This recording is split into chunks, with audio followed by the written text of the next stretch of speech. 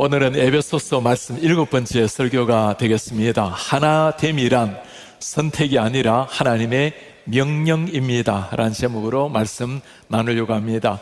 하나님 앞에 변화된 인생, 하나님 앞에 새로워진 인생이 어떤 인생인지를 살펴보려고 합니다. 전라북도에 가면 김제 기역자 교회로 잘 알려져 있는 금산교회가 있습니다. 이 기역자라고 하는 것은 예전에 남성과 여성이 따로 앉아서 기역자 모양으로 해서 중간에 목사님이 강대상에 서고 따로 앉은 것 때문에 기역자 교회라고 하고 1910년에 세워진 교회이지만 아직까지 그대로 잘 유지되어 있는 이런 교회입니다. 이 교회에 제가 이전에 방문을 했을 때 그 교회에 섬에 있는 두 사람의 아름다운 일화를 들으면서 참으로 감동을 받은 적이 있습니다. 이 교회는 미국의 남장로교 소속이었던 테이터 선교사님이 세운 교회입니다. 이 교회를 세우시도록 땅을 기증한 분이 조득삼 씨인데 그 당시 때 김제의 가장 부유한 지주였습니다. 이분이 테이터 선교사님의 복음을 통해서 예수님을 만나게 되었고 함께 교회를 세우는 땅을 기증하게 된 것입니다. 이 조득삼 씨 집에는 특별한 모습이 하나 있었습니다. 이자익이라는 젊은 청년이었습니다. 본래 경상남도 남해도의 농부의 아들로 태어나는데 참 가난하게 자란 어린 소년이었습니다. 9살 때 아버지 돌아가시고 11살 때 어머니 돌아가시고 너무나 먹고 살기 어려워서 곡창지대 전라도에 가서 그곳에서 조득삼 씨 집에서 마부 노릇을 하게 되었습니다. 이 테이터 선교사님이 1905년도에 금산교회를 설립을 하게 되었는데 교회를 설립하자 놀랍도록 부흥의 역사가 일어나게 되었습니다. 이제는 장로가 필요하게 되어서 1910년도에는 그 교회에서 장로 선출을 하게 되었는데 당연히 모든 사람이 다 기대했던 그 지주 주인 조득삼 씨가 아니라 그 집의 모습이었던 이자익 청년이 장로로 선출되게 된 것입니다. 모두가 다 참 당황스러웠던 그 순간에 조득삼 씨가 일어나서 한마디를 했어요. 정말 하나님께서 세운 사람은 이자익 씨가 맞습니다. 나도 이자익 씨를 최선을 다해서 섬겨서 좋은 장로로 모시겠습니다. 자신의 모습이었던 사람, 집에서는 모습으로 마부로 생활했지만 교회에 오면 그를 깍듯하게 장로님으로 모셨습니다. 조득삼 씨는 이 이자익 그 청년에게 한글을 깨치게 했고 그리고 평양 신학교에 보내서 목사가 되게 했고 당신이 그 세운 금산교회에 모시고 평생 담임 목사님으로 그렇게 섬겼던 참 아름다운 일화가 있는 교회가 금산교회입니다. 모습을 장로로 섬기고 모습을 교육시켜서 담임 목사로 모셨던 한 사람, 이자익 목사님은 한국교회 유일하게 역사에 3번이나 주요 교단의 총회장을 지내신 분입니다. 참으로 존경받았던 훌륭한 분이시지만 정말 더 훌륭한 한 분이 있다면 조득삼 씨가 될 것입니다. 이것이 복음이 가져온 변화라고 할 수 있습니다. 예수 그리스도를 나의 진정한 주인으로 모시게 되면 인생이 바뀌게 되는 겁니다.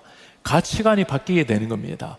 사람을 대하는 눈빛이 다 달라지게 되고 세상의 법도 세상의 관습이 아니라 하나님의 말씀, 하나님의 법도의 새로운 삶이 인생이 바뀌게 되는 겁니다. 내 자신의 자아가 십자가에 못 박히게 되면 이제는 내가 아니고 내 속에 예수의 영, 새로운 주인이 탄생이 되는 겁니다. 새로워진 인생, 오늘 바울은 우리에게 하나님 앞에 변화받은 사람의 새로운 삶에 대해서 말씀을 하고 있습니다. 주님 앞에서 새로워진 인생, 이전에 육신을 따라 살았던 사람이 예수님의 복음으로 말미암아 하나님의 은혜로 구원을 얻고 난 다음에 구원 얻은 백성답게 살아가는 것이 어떤 삶인가? 하나님의 은혜가 나에게 임하고 내 속에 주의 영이 임했을 때 어떤 새로운 삶이 이루어지고 있는가? 오늘 바울이 보여주는 말씀입니다. 오늘 말씀에도 바울의 평소 글처럼 삼위 하나님의 모습이 잘 나타나 있습니다. 성부 하나님께서 기대하시는 삶, 성자 예수님은 우리에게 어떤 삶을 원하시는가, 성령 하나님은 또 무엇을 원하시는가, 삼일체 하나님이 아름답게 조화롭게 말씀으로 나타납니다. 오늘 말씀을 통해서 우리 성도님들 우리가 1, 2, 3장을 통해서는 하나님의 구원의 역사, 복음의 역사를 보았습니다. 이제 4장으로 넘어가면서 새로워진 인생, 변화된 인생을 배우게 될 텐데, 오늘 말씀이 새로운 인생, 변화된 인생, 그 무엇인가 한 지점이 우리 가슴 속에 꼭 남아서 오늘 예배당 문을 났을 때 변화된 모습으로 나가는 이런 은혜가 있기를 축복합니다. 첫 번째, 하나님이 기대하시는 삶입니다. 하나님의 부르심에 합당한 삶을 살라. 하나님의 부르심에 합당한 인생을 살라. 에베소서 1장, 2장, 3장을 넘어서 4장으로 시작이 되면 그러므로라는 단어로 시작이 됩니다. 그러므로 어떤 의미일까요? 지금까지 하나님께서는 우리를 통해 행하신 일들을 1, 2, 3장에 잘 보여줍니다. 하나님의 은혜로 예수님을 믿음으로 구원 얻은 우리 인생, 그리스도 안에서 각각 다른 사람이지만 예수님의 몸을 이룬 진정한 공동체, 이방인이었지만 복음에서 떨어져 있었지만 예수님의 피로 말미암아 주님의 자녀가 된 하나님의 은혜, 이 모든 것들이 1, 2, 3장에 나타나 있습니다. 이제 4장으로 넘어가면서 그러므로 이제는 우리의 삶이 어떻게 바뀌어져야 되는가 말씀 한번 보시겠습니까? 그러므로 therefore 주 안에서 갇힌 내가 너희를 구원하노니 너희가 부르심을 받은 일에 합당하게 행하라. worthy of the calling. 여러분들의 부르심에 worthy한 합당한 삶으로 살아내십시오. 하나님의 부르심에 합당한 인생, 주님의 자녀다운 하나님 앞에서의 인생, 어떤 삶일까요? 4장부터 6장까지 바울은 복음에 합당한 삶, 복음으로 변화된 삶을 계속해서 실천사항을 말씀을 해주고 있습니다. 오늘 이 말씀을 이해하기 위해서 우리가 조금 신학적으로 사용하는 전문 용어를 하나 보려고 합니다. 우리가 잘 이해할 수 있는 말인데 용어를 하나 기억하면 여러분들 훨씬 더 도움이 될 것입니다. 직설법과 명령법이라는 단어입니다. 직설법, 영어로 말하면 indicative라는 단어가 있고 명령법, imperative라는 단어가 있는데 이 두 단어가 오늘 에베소서뿐만 아니라 바울 서신 전체를 이해하는데 아주 중요한 단어입니다. 바울 서신은 대부분 다 모두가 다 이런 구조로 되어 있습니다. 앞에 말씀은 indicative, 직설법으로 되어 있고 뒤에 부분은 imperative, 명령법으로 되어 있습니다. 그 중간에 나와 있는 단어가 그러므로라는 단어예요.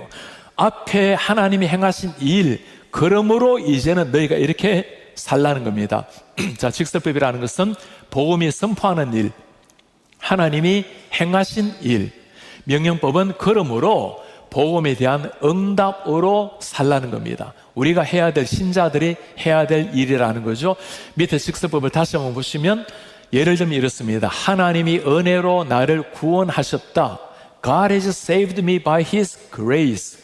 명령법은 뭡니까? 그러므로 therefore live out God's good works. 하나님의 선하신 일을 행하라.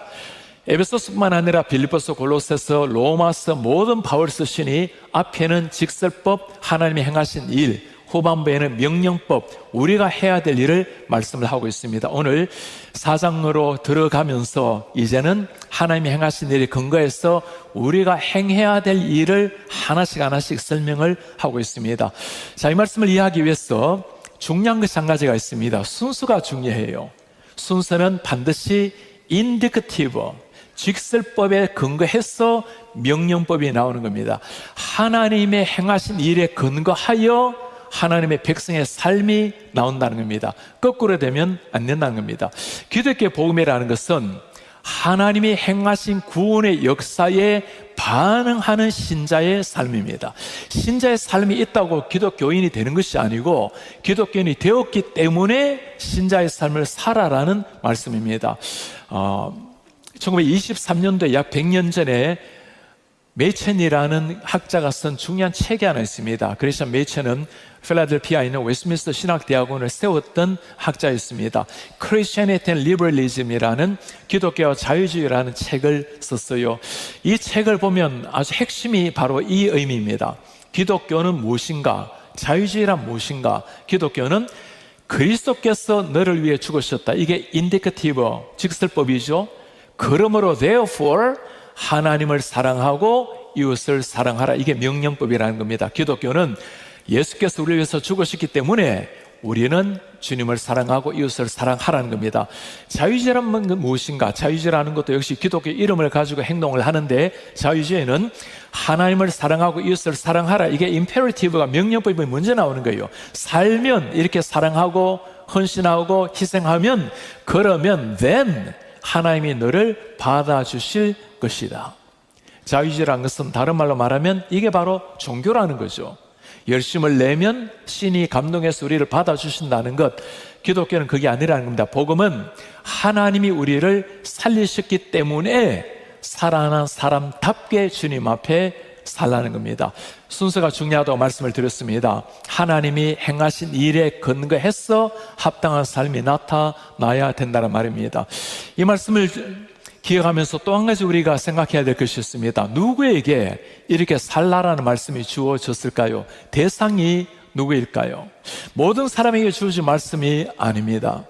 이 하나님의 말씀, 그렇게 살라라는 말씀은 하나님 앞에 변화된 우리 한 사람 한 사람, 주님의 자녀들에게 주어진 말씀입니다. 세상 윤리를 말하는 게 아니라는 겁니다. 예수님의 피값으로 구원받은 형제 자매에게 하나님이 들려주시는 말씀입니다. 이 말씀은 참 부담스럽게 들려오지만, 그러나 이 말씀의 대상이 되었다는 것은 영광스러운 특권입니다. 누구에게나 주어지는 것이 아니고 하나님에게 구원을 받은 우리에게 주어진 삶 자체라는 것. 그래서 이 말씀을 요구받는 것 자체가 하나님의 아들, 딸이 되었다라는 증거요, 영광스러운 우리의 은혜요, 특권이라는 말씀입니다. 또 한 가지는 이 말씀이 명령법으로 되어 있다라는 거예요. 여러분, 명령법으로 되어 있다는 게 무슨 말이죠? 하나님의 명령이라면 반드시 지켜야 한다는 것입니다. 선택이 아니라 하나님이 명령하시는 것, 명령이야말로 굉장히 무겁게 들려옵니다. 그리고 하나님이 명령하는 것을 과연 우리가 다 지킬 수가 있을까? 완벽하게 지킬 수 있는 사람은 아무도 없습니다. 그러니 우리 편에서는 최선을 다하라는 겁니다. 리치드 바흐가 했던 중요한 말이 한마디 있어요. 우리에게는 사명을 이루어낼 수 있는 힘이 있습니다. 그렇지 않다면 하나님은 그 사명을 주시지 않았을 것입니다. 하나님이 명령할 때는 우리가 그렇게 살아갈 수 있는 은혜도 주시고 힘도 주신다라는 말씀입니다. 물론 하나님의 말씀을 우리가 100% 온전히 지킬 수는 없는 겁니다. 그러니 우리가 이런 말씀 앞에서 주의 은혜를 구하게 되고 늘 주님 앞에 회개하며 살아가는 것 아니겠습니까? 그러나 주님이 명령하실 때 기억하셔야 됩니다. 그렇게 살아내기 위해서 우리 편에서 최선을 다하는 겁니다. 그것이 하나님이 우리를 향한 기대라는 거예요. 최선을 다해서 살지 못하면 어떻게 됩니까? 하나님 우리를 도와주신다고 약속하시고, 넘으실 때 이렇게 세운다고 약속하시고, 그것 때문에 때로 주님 앞에 회개하고 용서를 구하고 또다시 일어나게 되는 겁니다. 오늘 주님께서 우리를 향한 하나님의 첫 번째 기대가 무엇인지를 보았습니다. 부르심에 합당한 삶, worthy of your calling, 부르심에 합당한 삶을 살라. 이 말씀을 대할 때 두 가지의 기도가 필요할 것입니다. 주님, 우리가 그렇게 살아갈 수 있는 사람인데, 부족한 사람인데 그 놀라운 은혜를 주신 것 감사합니다. 다른 하나는 그렇게 최선을 다해서 살아내겠습니다. 그러나 늘 부족해서 연약하고 넘으실 때마다 하나님 은혜를 도하여 주십시오. 감사의 기도와 간구의 기도가 나오게 될 것입니다. 하나님 앞에 합당한 삶, 새로운 신자의 삶, 그 삶을 살라고 주님 말씀하시는데 어떤 삶일까요? 오늘 주님께서 두 번째 우리에게 요구하시는 삶입니다. 예수님의 성품을 닮아가는 삶을 살라. 예수님의 character of Jesus, 예수님의 그 성품을 따라가는 삶을 살라. 어제 우리 제자훈련 사역훈련 영성수련회를 가지게 되었습니다. 제가 강의를 하고 난 다음에 우리 성도님들의 질문을 받는 시간이 있었는데, 그때 마지막 했던 질문이었어요. 진정한 제자란 어떤 사람입니까? 우리 교회도 제자가 되고 제자 삼기 위해서 많은 훈련을 하고 있습니다. 우리 성도는 한번 물어보시길 바랍니다. 가장 예수님을 닮은 제자란 어떤 사람을 말할 것인가? 다양하게 설명할 수 있지만 한마디로 말하면 이렇게 설명이 될 것입니다. 예수님의 제자란 예수님을 닮고 예수님을 따라가는 사람, 예수님을 닮고 따라가는 사람, 어떤 사람일까요? 예수님을 믿는다라는 것은 예수님의 영이 우리 속에 들어온 사람입니다. 하나님의 영이 내 속에 오셔서 주님이 나의 주인이 되셨다는 겁니다. 이 부분이 중요해요. 많은 사람은 예수님을 영접합니다, 믿습니다고 말할 때 나의 구원자로 믿는 것은 받아들입니다. 예수 믿고 구원 얻고 구원자는 이야기하죠. 그러나 예수님을 믿는다는 말에는 구원자로 뿐만 아니라 나의 주인으로 모시는 겁니다. My Lord and Savior. 내 구원자요 Savior 뿐만 아니라 내 Lord, 내 주인으로 모시는 거예요. 주인이 누구입니까?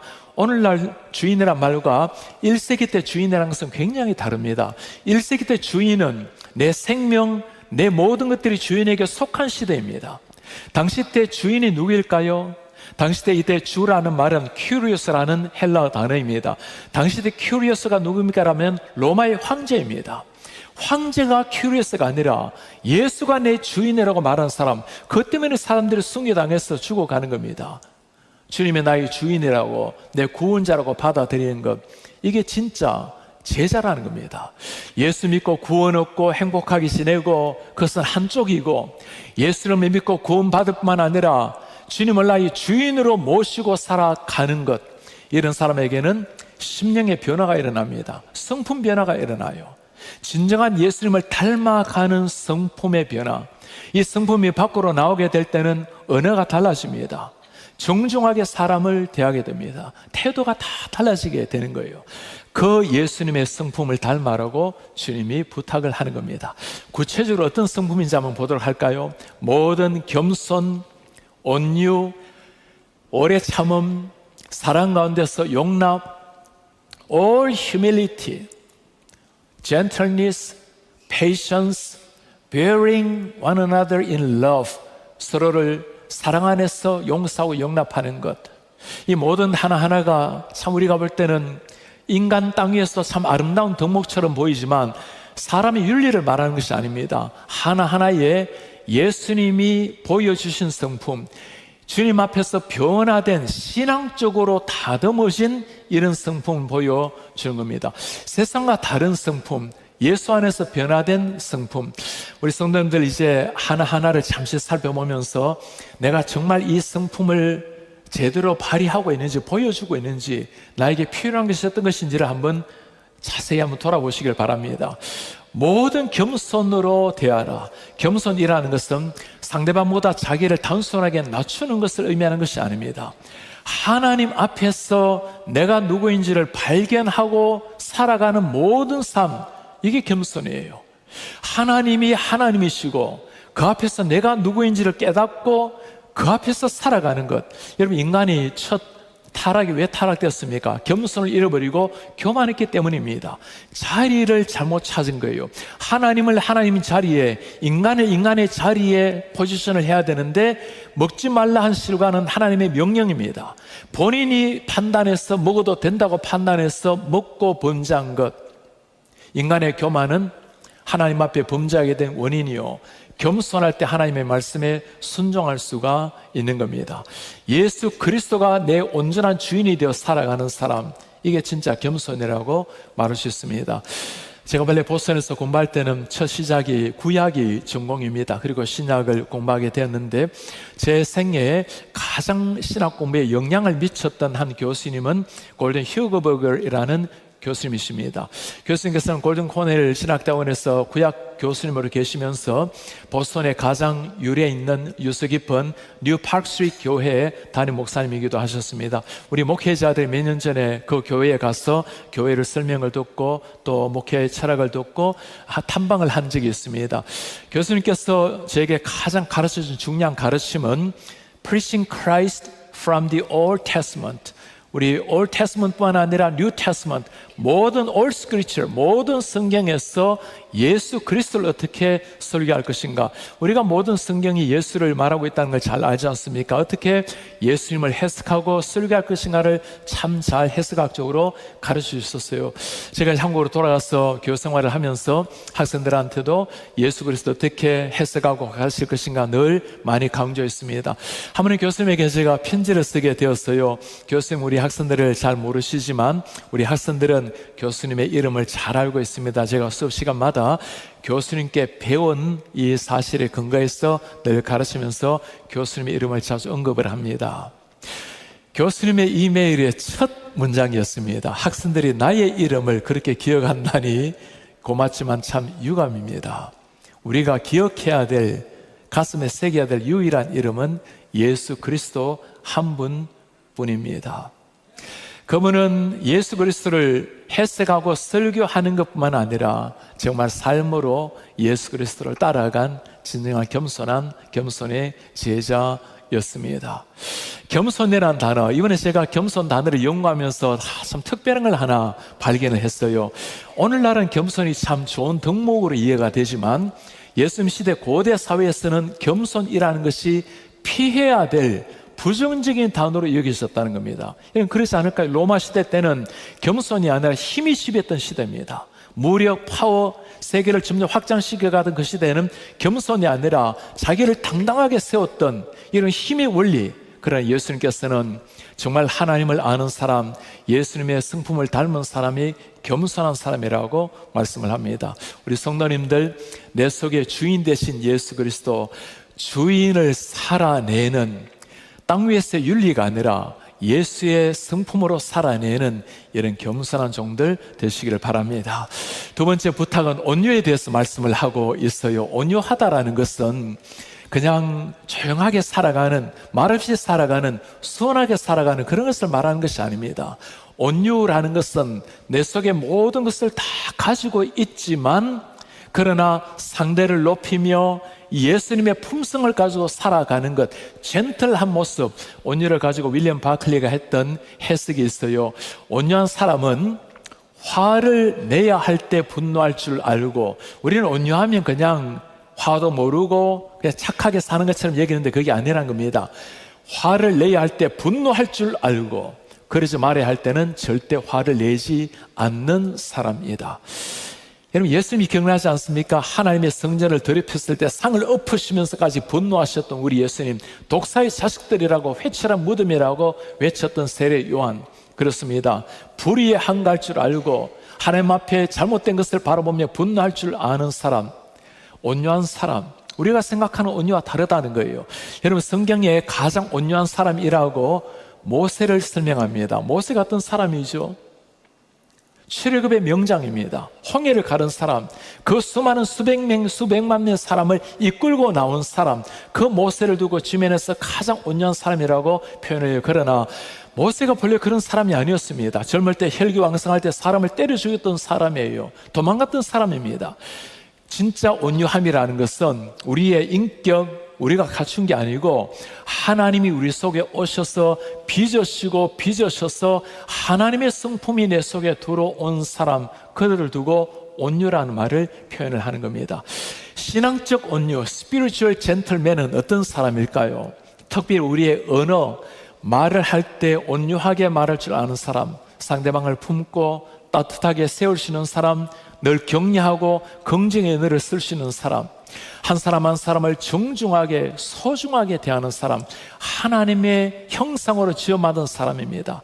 한 영혼 어떤 가련한 영혼이라 하더라도 주님의 영혼이 깃들어 있는 그 눈으로 그를 소중히 여기는 것, 온유한 사람에게 나오는 자세라고 볼 수 있습니다. 혼자 있을 때는 온유함이 가능할 수 있어요. 관계 때가 중요합니다. 제일 온유함을 가지기 어려운 사람이 어린 남자아이를 키우는 젊은 엄마라고 하는데, 우리 가정에서 특별히 온유함을 잘 보여야 될 것이 가정입니다. 온유와 겸손을 두고 예수님 뭐라고 말씀하십니까? 나는 마음이 온유하고 겸손하니 나의 멍에를 메고 내게 배우라. 예수님의 마음 따라가는 게 온유요 겸손이라고 말씀을 합니다. 세 번째 덕목을 이렇게 말씀합니다. 오래 참는 것, patience. 오래 참는 것. 참는다란 말이 어떤 의미일까요? 세상에서도 참는다 말을 많이 하는데 그냥 묵묵하게 참고 그냥 인내하고 때로는 상대방에 대해서 그냥 아예 관심을 가지지 않고 참아주는 것, 그런 걸 말하는 것이 아닙니다. 이때 인내라는 것은 하나님이 행하실 일을 믿고 기다리는 거예요. 내 삶에도 인내가 필요할 때가 있습니다. 기도가 응답이 되지 않을 때가 있고, 때로는 아픔 중에 인내해야 될 때가 있죠. 그냥 참는 게 아니라는 겁니다. 하나님이 행하실 일이 있다는 것을 믿고 묵묵히 기다리는 것. 내 뜻대로 되지 않는다면 하나님이 원하시는 다른 뜻이 있다는 것을 알고 인내할 수 있는 것. 상대방을 위해서도 마찬가지입니다. 상대방을 참는다라는 게 언젠가 잘 될 거야, 변화될 거야, 그냥 사람이 그렇지, 용서해야지, 그런 차원이 아니라는 겁니다. 하나님이 이 형제 자매를 통해서도 언젠가 새로운 역사를 일으키실 거야, 기대감을 가지고 기다리는 것, 그걸 인내라고 하는 겁니다. 제가 목회 13년째 지금 하면서 정말 하나님 앞에 목회 가운데 가장 배운 것 한 가지 말하라면 이것 말하고 싶은 것이 있습니다. 하나님께서는 하나님의 뜻을 하나님의 때, 하나님의 방법으로 행하신다는 겁니다. 목회하면서 많은 계획을 세우고, 때로는 애달프게 기도하기도 하고, 때로는 생각처럼 기도처럼 펼쳐지지 않을 때 조바심을 가진 적이 있었지만, 그러나 다 지나고 보니 하나님께서는 하나님의 일을 가장 하나님의 좋은 때 행하신다는 것을 발견하게 된 거예요. 제가 여러분 그것을 깨닫고 나니까 정말 자유함을 느끼게 되었어요. 최선을 다합니다. 할 겁니다. 그러나 제 최선에 따라서 열매를 기대하는 것이 아니고, 하나님께서 하나님의 때에 하나님의 역사를 이루신다는 것. 사랑하는 성도님들, 눈앞에 펼쳐지지 않는다 하더라도 하나님이 행하실 일이 있다고 믿고, 지금 이 상황도 하나님이 인도하신다는 걸 믿고 인내하고 하나님께 주인 자리를 내어드리는 이 우리가 되기를 축복합니다. 우리 예수님이 그 인내 대명사 아니겠어요? 길이 참으시고 제자들 3년을 길이 참으시면서 언젠가 변화될 제자들, 정말 하나님의 은혜로 변화가 다 되었어요. 인내라는 것은 우리의 인격이 아니라 나를 참아주신 하나님에 대한 신앙의 표현입니다. 네 번째, 사랑으로 용납하는 것. 제가 오늘 칼럼에도 썼습니다만 프랑스 화가 조르주 루의 파나에 나오는 글귀입니다. 의인은 향나무와 같아서 자기를 찍는 도끼에 향기를 묻힌다. 자기를 찍는 도끼에 향기를 묻히는 의인의 삶, 이게 예수님의 삶 아니겠어요? 자기를 죽이고 모함하고 피 흘리게 만드는 사람들 향해서 그들을 위해서 잠잠히 기도하시는 우리 예수님, 예수님의 삶이 바로 사랑이요, 오래 참음이요, 용서의 삶이었습니다. 용서라는 것은 단순한 인간관계가 아니라 하나님 십자가에 대한 반응입니다. 하나님이 용서하신 데 대한 반응이에요. 주님, 도저히 용서가 되지 않는데요, 너무 용서를 위해서 기도하지 마시기 바랍니다. 주님의 십자가를 깨닫게 도와주십시오. 그것 기도하시길 바랍니다. 네 가지 성품을 보았어요. 이 네 가지 성품을 보면서 여러분 다 누가 보입니까? 우리 하나님께서 우리에게 보여주신 하나하나 겸손한 것, 온유한 것, 오래 참는 것, 사랑하라는 것. 빌립보서 2장에 너희 안에 이 마음 품으라. 예수 그리스도의 마음이니, 바로 예수 그리스도의 마음, 그 마음 품는 게 변화된 사람이 가져야 될 변화의 삶입니다. 이렇게 말씀을 하시면서 우리 하나님이 우리를 향해서 어떤 표정을 짓고 있는지 여러분 한번 상상해 보세요. 이 아들이, 이 딸이 그렇게 살고 제대로 살고 있는가 하고 테스트하시 보고 있을 것 같습니까? 그게 아닙니다. 하나님의 참 소중한 피조물로 만든 우리를 보시면서 그렇게 살아가야 될 텐데 기대감을 가지고 우리를 지켜보고 계시는 겁니다. 부족할 때가 왜 없겠습니까?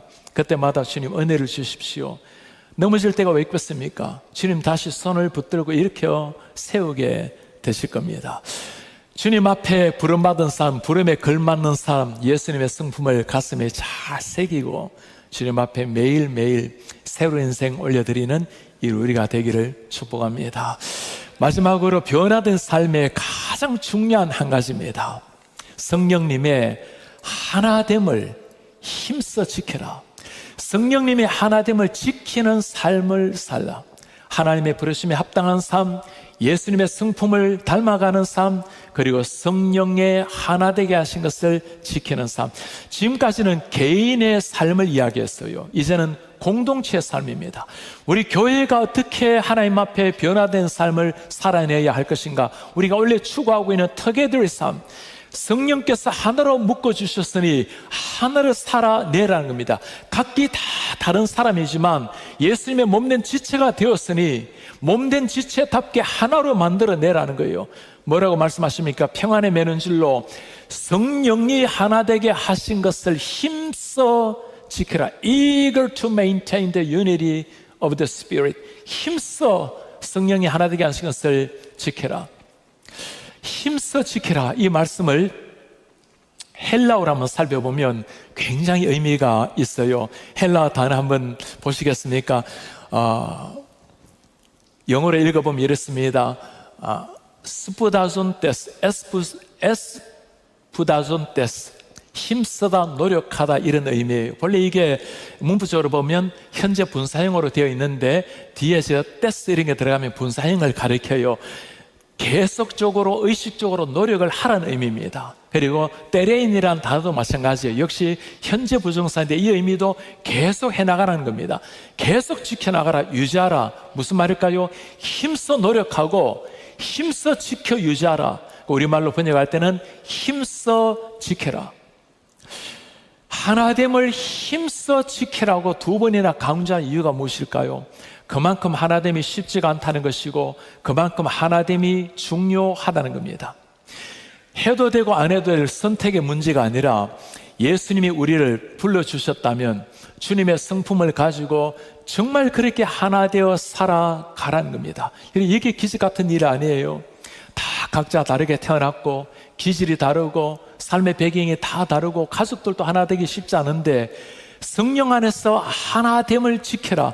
너무너무 고마운 말이 있어요. 우리에게 하나 되기 위해서 노력하라고 말하지 않습니다. 여러분, 하나 되는 건 우리가 할 수 있는 게 아니에요. 그거는 하나님이 하신 일입니다.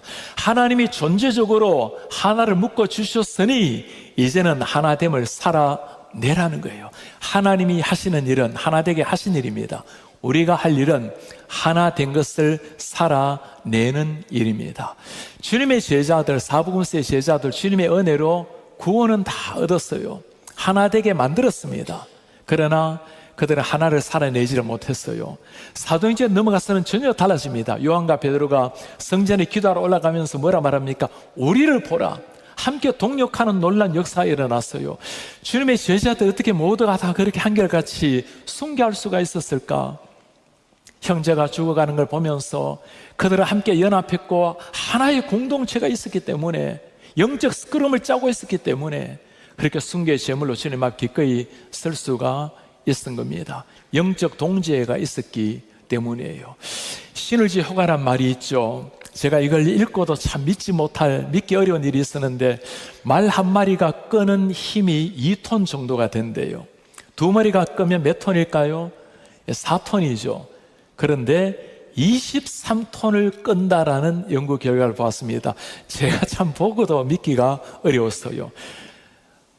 10배 효과를 더 내는, 우리가 그리스도 안에서 영적 동지가 되어서 함께 together in Christ로 나아갈 때 세상을 어떻게 이겨냅니까? 한 사람 한 사람이 아니에요. 영적 동지가 있기 때문에 서로 손을 맞잡고 함께 나아가는 겁니다. 오늘 주님이 그거 말씀하는 거예요. 성령 우리를 하나 되게 하셨으니 힘써 그거 지켜라. 그래야 영적 전쟁에서도 이겨낼 수가 있단다. 오늘 우리는 바울이 말하고 있는, 예수님이 기대하시는 하나님 앞에 변화된 새로운 인생, worthy of your calling, 부르심에 합당한 삶이 무엇인지를 보았습니다. 아무에게나 주어진 삶이 아니었어요. 하나님의 구원의 자녀들에게만 주어진 말씀입니다. 오늘 말씀을 보면서 세 가지 결단할 것이 있어요. 하나님의 부르심, 나를 그렇게 불러주셨다니 주님 감사합니다. 여러분, 이 부르심 하나 있으면 매 순간 감사한 거예요. 그분이 내 아버지라는 것. 두 번째는 주님의 성품을 따라 살려고 했는데, 주님 제가 그렇게 살기에는 너무나 부족합니다. 그러니 회개하고, 그러니 주님 앞에 간절히 기도하는 겁니다. 기도가 있어야 될 것입니다. 그 가운데서도 가장 중요한 것, 하나됨을 지켜라. 유니티, togetherness, 이것을 지켜라. 그래서 우리는 비록 불완전하지만 최선을 다하는 겁니다. 힘써 노력하는 겁니다. 감사하고 기도하고 최선을 다하는 것. 그렇게 살아갈 때 우리 하나님께서 우리를 도우실 것이고, 그렇게 살 때 우리의 삶을 통해서 우리 살아계신 하나님 당신의 영광을 우리를 통해서 나타내실 줄 믿습니다. 다시 일어나서 오늘 말씀 간직하면서 함께 우리 찬송하면서 기도하는 시간 갖도록 합시다. 내 눈이 주님의 영광을 봅니다. 우리 가운데 계신 주님, 그 빛난 영광 온 하늘을 듣고 그 찬송은 온 땅에 가득합니다. 내 눈 주님의 영광을 봅니다. 찬송 가운데 쓰신 주님, 주님의 얼굴 온 세상 향합니다. 권능의 팔을 드신 주님, 주의 영광 이곳에 가득합니다. 우리는 선해 주님과 함께, 우리는 선해 주님과 함께. 내 눈 주의 영광을 보네. 우리 가운데 계신 주님, 우리 가운데 계신 주님, 그 빛난 영광, 온 하늘 열고 그 찬송 온 땅 가득해. 내 눈 주의 영광을 보네. 찬송 가운데 서신 주님의 얼굴, 주님의 온 세상 향하네. 권능의 팔을 드신 주님, 하늘 열셨네. 주의 영광 이곳에 가득해. 우리는 선의 주님과 함께 찬양하며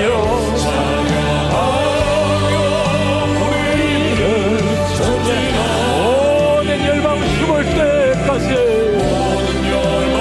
죽을 때 주의 영광 이곳에 가득해.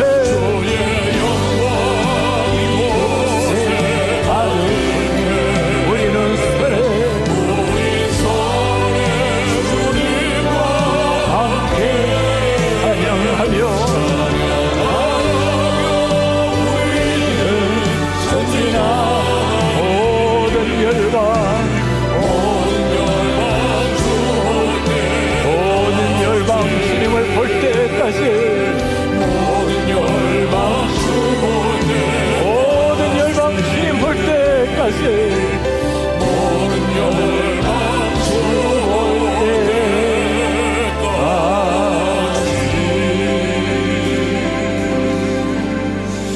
때까지. 오늘 에베소서 4장 시작을 보았습니다. 그러므로 하나님 우리를 살리셨습니다. 그러므로 산자답게 살라. 하나님이 은혜로 우리를 구원하셨습니다. 그러므로 구원받은 아들 딸답게 살라. 하나님 우리를 그리스도의 지체로 만들어 주셨습니다. 그러므로 이제는 하나님의 몸된 지체로 하나 되어 주님 앞에 나아가라. 하나님이 복음으로 우리를 살리셨습니다. 그러므로 이제 너희가 복음의 증인이 되라. 하나님 우리를 천상의 유업을 주셨습니다. 그러므로 부디 땅 위에 모든 것을 투자하지 말고 하늘을 향해 달려가라. 주님, 제 삶이 하나님의 은혜에 합당한 그러므로의 삶이 되게 도우시옵소서. 예수님 성품을 닮게 노력하고 하나님을 위해서 힘써 노력하는 백성들 되게 하옵소서. 한 목소리 기도하겠습니다. 아버지 고맙습니다.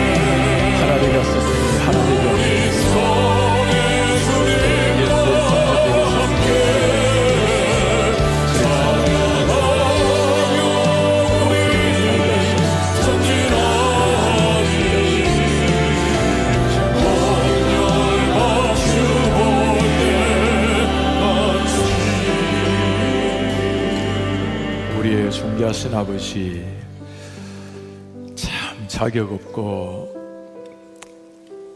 허물진 저희들에게 하나님이 놀라운 은혜 주신 것 감사합니다. 구원받았으니 구원받은 사람답게 우리를 하나 되게 하셨으니 그러므로 하나 되어, 우리를 새롭게 하셨으니 그러므로 새로운 인생이 되게 하옵소서. 주 예수 그리스도의 은혜와 하나님의 사랑과 성령의 교통하심이 우리를 부르시고 부르심에 합당한 삶을 기대하시는 하나님, 예수의 성품을 닮아가고 최선을 다해 몸된 지체 영적 동지 하나 되어 나아가기를 원하는 제 모든 백성들 머리 위에 지금부터 영원토록 함께 있을지어다. 아멘.